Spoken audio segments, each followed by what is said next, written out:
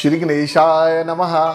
प्रिय दर्शकों, आपके पसंदीदा कार्यक्रम में मैं आचार्य पंकज शास्त्री आप सबका हार्दिक स्वागत करता हूं, हार्दिक अभिनंदन करता हूं। कार्यक्रम को इतना स्नेह, इतना प्रेम, इतना आशीर्वाद देने के लिए आप सभी का तहे दिल से बहुत बहुत धन्यवाद। और जितने बड़े बुजुर्ग ये कार्यक्रम देख रहे हैं, जितने बड़े ये कार्यक्रम देख रहे हैं, मैं उनको सबको प्रणाम करता हूँ।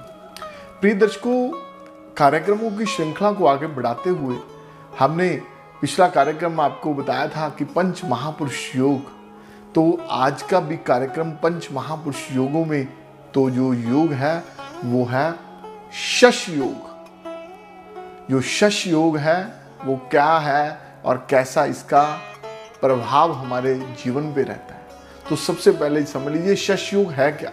देखिए, मैंने आपको बताया कि पंच महापुरुष योग क्या है कि एक तरह के राजयोग हैं, और जो कि उच्च अवस्था कैसी, अपनी राशि में, अपनी उच्च की राशि में, अपनी स्वराशि में, अपनी जन्म कुंडली के अच्छे भावों में बैठ करके जो निर्माण करते हैं उनको और योग राजयोग श्रेणी में ही आते हैं। तो हमारे ज्योतिष के सिद्धांत में, हमारी जो विद्या है, वैदिक विद्या में, ज्योतिष शास्त्र के अनुसार जो पंच महापुरुष योगों में एक शश नामक योग है जो कि शनि महाराज से बनता है। वो कैसे बनता है वो भी आपको बताते हैं। प्रिय दर्शकों, शश नामक योग केंद्र आपको पहले ही बताया था, अभी दोबारा बता रहा हूं। केंद्र है पहला भाव, चतुर्थ भाव, सप्तम भाव और दशम भाव। ये जो केंद्र है हमारी जन्म कुंडली का एक केंद्र बिंदु, जैसे कहते हैं ना केंद्र बिंदु, तो वो है एक टारगेट। एक हमारी जन्म कुंडली के ये चार भाव बहुत एक ऐसा स्थान रखते हैं, ऐसा महत्व रखते हैं कि इनमें बैठा ग्रह उच्च में राजयोग का निर्माण करता है। तो वही राजयोग के बारे में बताता हूं। तो बहुत लोग कहते हैं कि हमारा कब समय आएगा, कब हमें उन्नति मिलेगी, कब हमें समृद्धि मिलेगी, कब हमें जीवन में, लाइफ में हम सेटल्ड होंगे। तो ये जो राजयोग हैं, ये जो पंच महापुरुष योग हैं, ये उन्हीं के लिए हैं। तो ये जो शश योग है शनि महाराज से बनता है और केंद्र के साथ इसका संबंध है। और कैसे बनता है ये भी बताता हूं। ये है कि प्रिय दर्शकों ध्यान से समझ लीजिए, कुंभ और मकर राशि में जब शनि महाराज, जो कि इनकी अपनी राशि है मकर एवं कुंभ, 10वीं राशि और 11वीं राशि, जब शनि महाराज केंद्र में इन दो राशियों में से किसी में भी बैठते हों तब शश योग बनता है, ये राजयोग का निर्माण होता है। और तीसरी राशि भी सुन लीजिए, जो शनि महाराज की ये दो राशि में बता दी जो इनकी स्वराशि कही गई है, मकर एवं कुंभ। और तीसरी राशि है प्रिय दर्शकों, वो है तुला राशि, जो इनकी उच्च राशि है।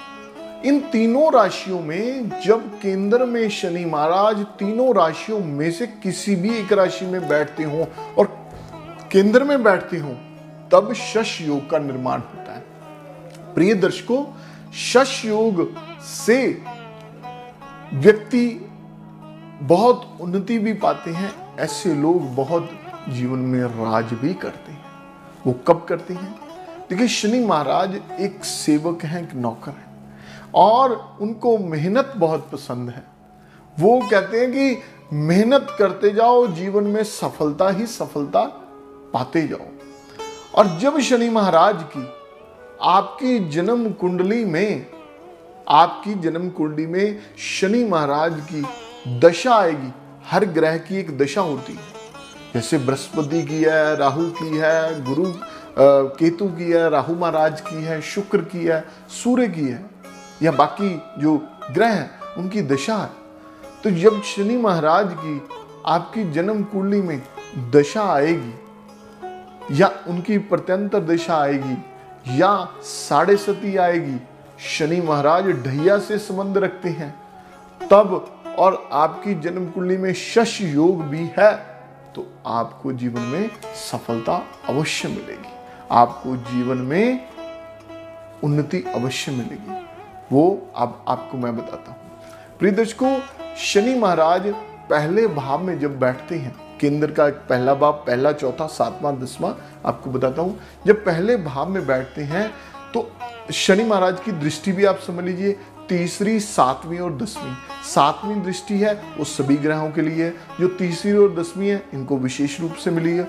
जब तीसरी दृष्टि से शनि महाराज केंद्र के प्रथम भाव पर बैठ करके, ऐसा व्यक्ति जब शश योग बनता है, ऐसा व्यक्ति अपने भाई बंधुओं के प्रति स्नेह रखता है, ऐसा व्यक्ति अपने भाई बंधुओं के साथ प्रेम भाव रखता है, दयालु एक भाव होता है वो ऐसा रखता है।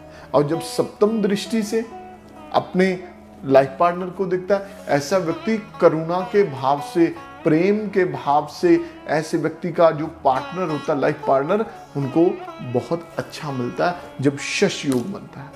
और 10वीं दृष्टि से कर्म भाव को देखते हैं।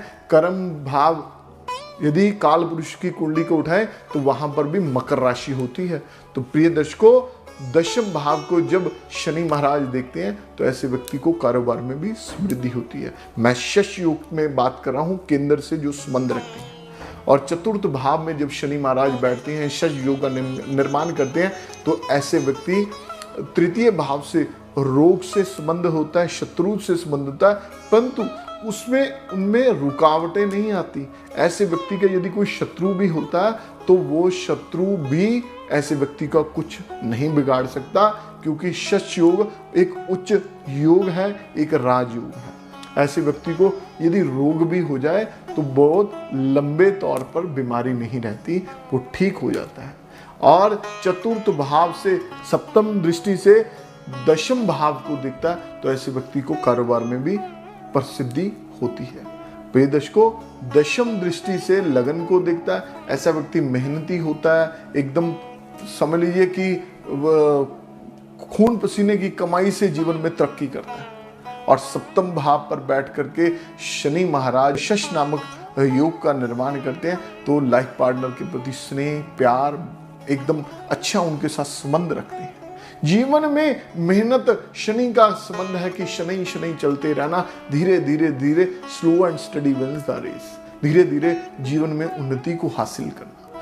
तो यहाँ से सप्तम दृष्टि के साथ लगन को देखना, तो मैंने बताया कि वो व्यक्ति अपने ऊपर कार्य करता है, वो व्यक्ति जीवन में सफलता को अपने आप को एक टारगेट मान करके जीवन में कोई भी कार्य को करता है।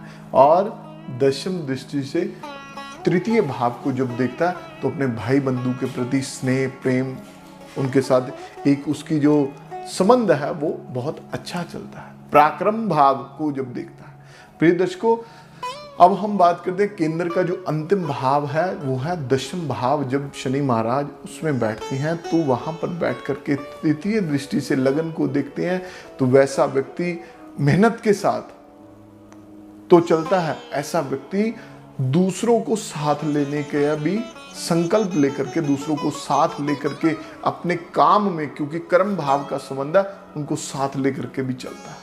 प्रिय दर्शकों, सप्तम दृष्टि से चतुर्थ भाव को ऐसे व्यक्ति की भूमि, भवन निर्माण बनाने में भी बहुत रुचि होती है। उनको अपनी माता के प्रति स्नेह, अपनी माता के प्रति एक जो भाव है सेवा का, वो भी रहता है। मैं शश योग की बात कर रहा हूँ, ध्यान से मैं बार बार यही बात कर रहा हूँ। आप इन चीजों को दूसरी चीजों के साथ मत जोड़िए, केवल आपकी जन्म कुंडली में शश योग के बारे में बात कर रहा हूँ।